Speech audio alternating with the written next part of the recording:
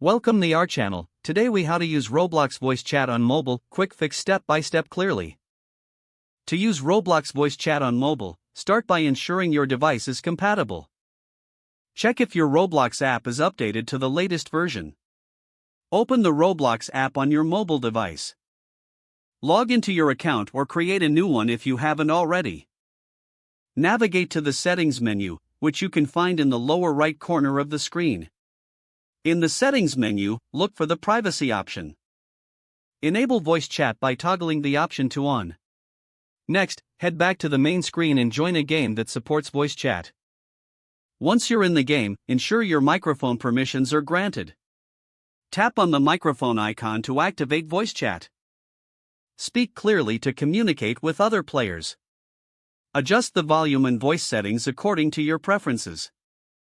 To exit voice chat, simply tap the microphone icon again. If you're experiencing issues, double-check your device settings and permissions.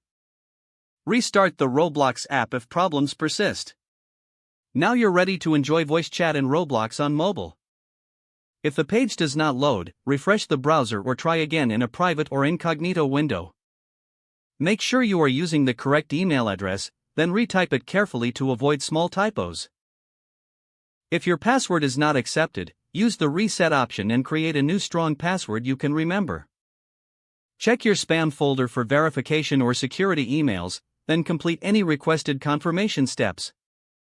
Enable two-factor authentication if available to improve account security and reduce unauthorized access risk.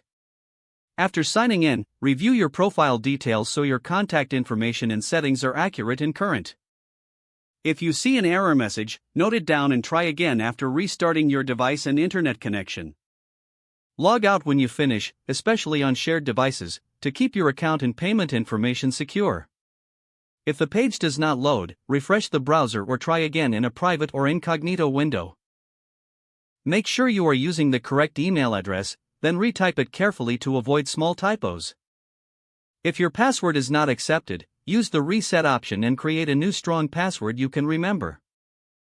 Check your spam folder for verification or security emails, then complete any requested confirmation steps.